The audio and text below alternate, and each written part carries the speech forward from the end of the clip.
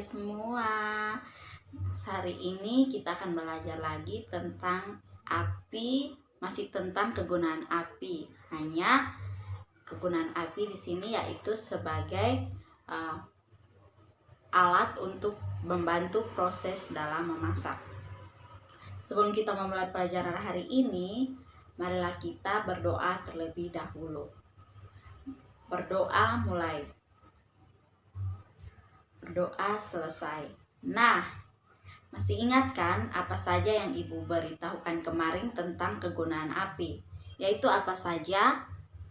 Sebagai alat untuk membantu memasak. Ya, betul.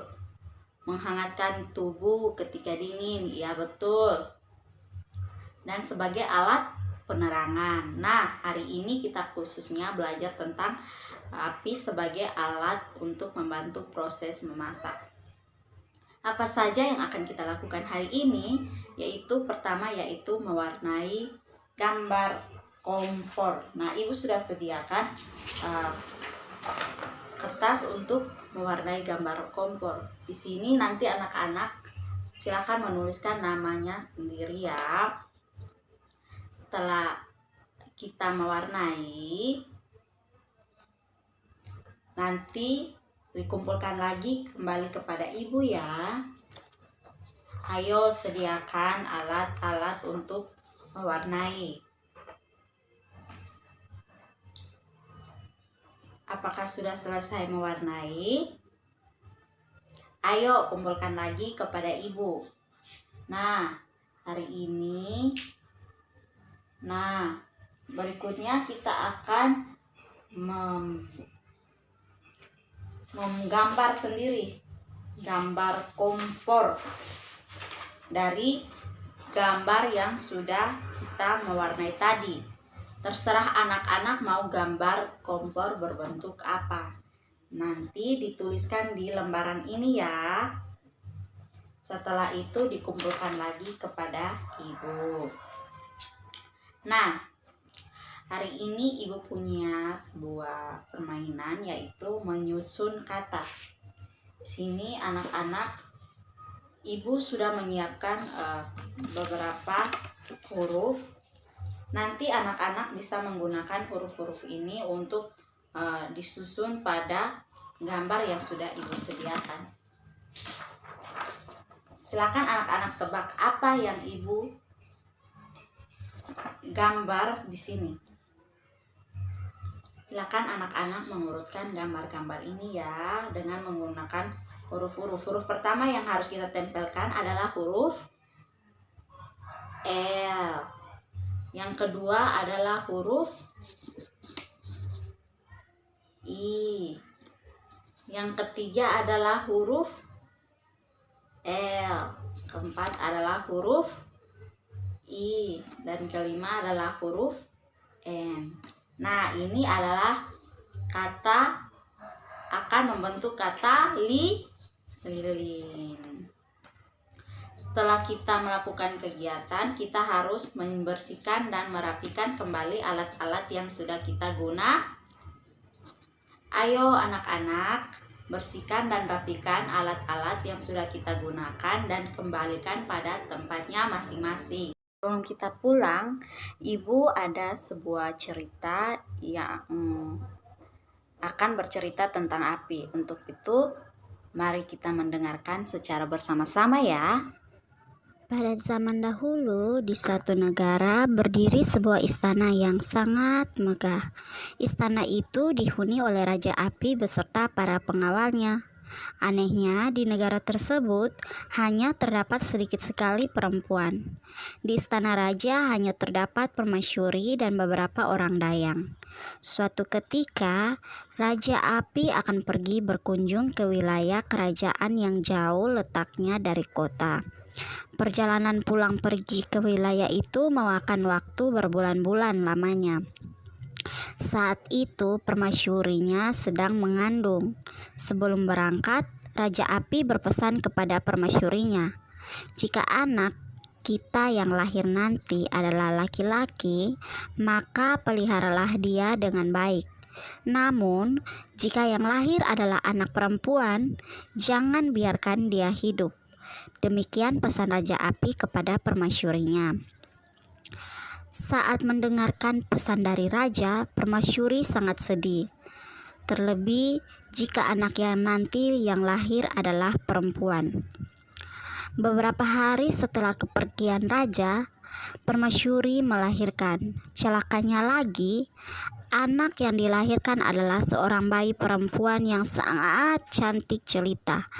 Permasyuri menamai bayi mungil itu dengan nama Putri Sulita. Mengapa permasyuri tampak begitu sedih? Bukankah seharusnya ia adalah saat yang membahagiakan? Tanya salah seorang dayang membantu persalinan permasyuri. Karena tidak tega untuk membunuh darah dagingnya, maka permasyuri menyusun sebuah rencana. Seorang dayang secara diam-diam diperhatikan untuk membawa pergi bayi tersebut ke tengah hutan pada malam hari. Sebelumnya, permasyuri telah membekali dayang itu dengan uang dan bahan makanan yang cukup. Permasyuri pun melepas kepergian bayi yang baru saja dilahirkannya dengan derayan air mata yang tiada henti.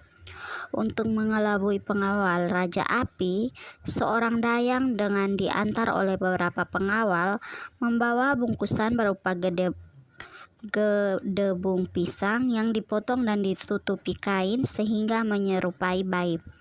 Bungkusan itu diletakkan di dalam sebuah keranjang besar dan dihanyutkannya ke sungai.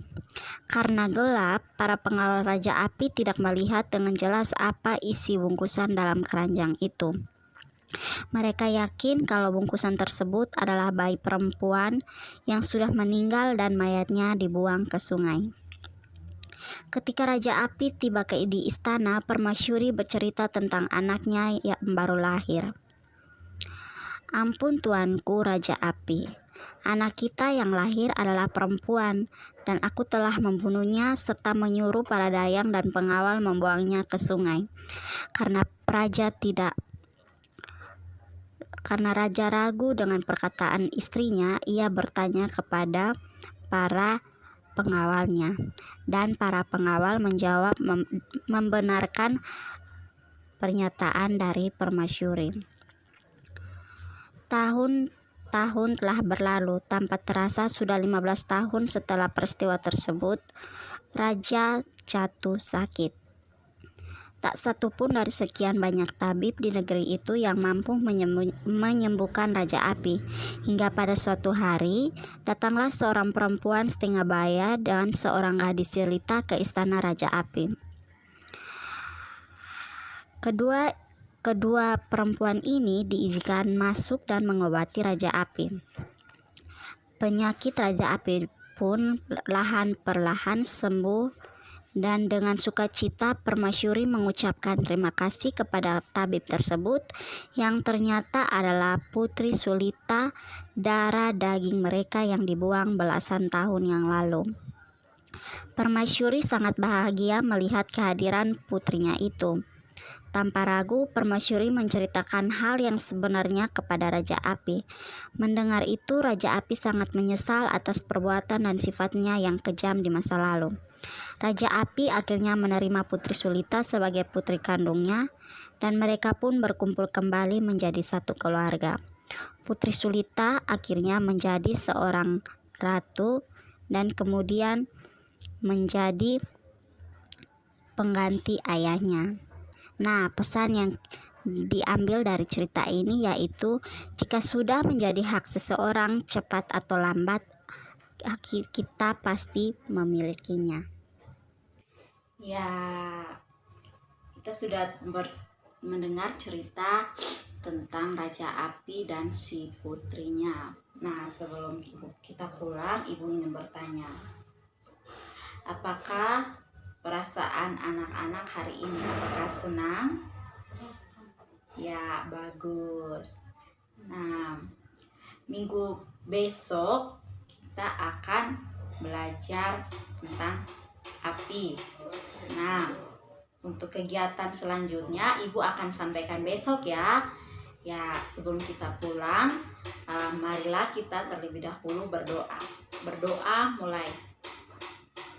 Amin.